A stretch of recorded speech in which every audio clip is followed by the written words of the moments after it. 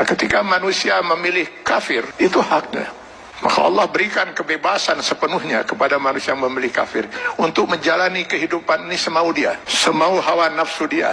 Allah berikan kebebasan sepenuhnya. Silakan baca di dalam Al-Quran atau di dalam hadis Rasulullah SAW. Tidak akan pernah kita temukan satu ayat, satu hadis di mana Allah mengatur kehidupan orang kafir. Orang kafir diberi kebebasan sepenuhnya, mau berbuat apapun di dunia ini. Tinggal dia harus menanggung resiko pilihannya itu di akhirat nanti. Tapi kepada mereka yang memilih beriman, hilang sudah kebebasan ini sepenuhnya. Karena seorang mukmin, dia dituntut untuk Islam. Akar katanya adalah aslama, berserah diri. Yang beriman kepada Allah, dia harus menyerahkan dirinya sepenuhnya kepada Allah. Sepenuhnya dia siap untuk diatur hidupnya oleh Allah Subhanahu wa Ta'ala. Tanpa lagi dia mempergunakan akalnya untuk bertanya, mengapa Allah wajibkan saya berbuat ini, kenapa Allah haramkan saya melakukan ini. Kalaupun pertanyaan itu muncul dalam dirinya, maka keimanan dia akan menjawab, saya lakukan ini karena Allah perintahkan, dan saya tinggalkan hal ini karena Allah melarangnya. Itu jawaban seorang mukmin. Dia tidak akan berusaha mencari ilah hukum, alasan hukum, apa manfaatnya, apa hikmahnya.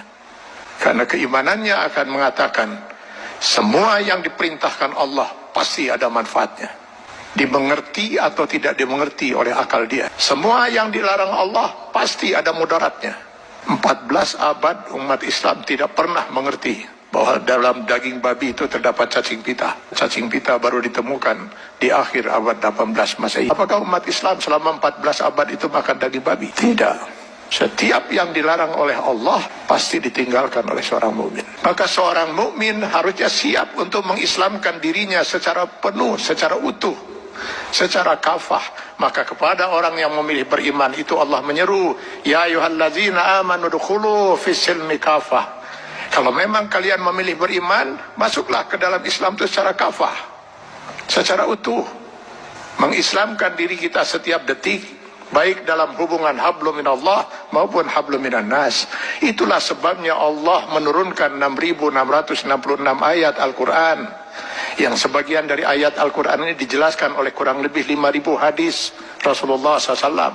Kenapa harus Allah turunkan ribuan ayat Al-Quran dan ribuan hadis ini? Karena yang mau diatur hidup seorang mukmin itu bukan hanya sekedar sholat, saum, zakat, haji saja.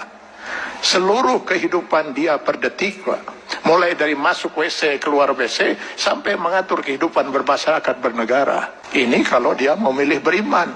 Kalau tidak mau diatur hidupnya, jangan milih beriman, milih kafir. Pada orang-orang yang berfaham sekularisme, liberalisme, yang ingin memisahkan agama dari kehidupan, saya sering mengatakan, kenapa repot-repot harus menolak sebagian aturan Allah? Pilih kafir, Anda bebas sebebas-bebasnya. Kalau memilih beriman, sudah hilang kebebasan itu.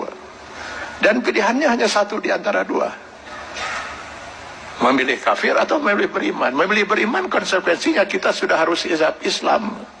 Mengislamkan diri kita, menyerahkan sepenuhnya diri kita untuk diatur hidup kita oleh Allah Subhanahu wa Ta'ala. Karena itu setiap orang mukmin sadar betul bahwa selamat tidaknya dia termasuk orang yang ditangisi oleh tidak oleh Rasulullah SAW.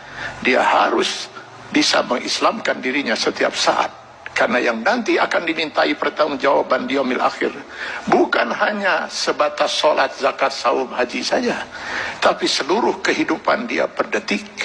Mudah-mudahan ini bisa menjadi bahan muhasabah bagi kita semua. Kita islamkan diri kita secara kafah dalam batas kemampuan yang mampu kita lakukan. Karena Allah tidak akan menuntut kita di luar kemampuan kita. Semoga kita bukan termasuk orang yang ditangisi oleh Rasulullah SAW.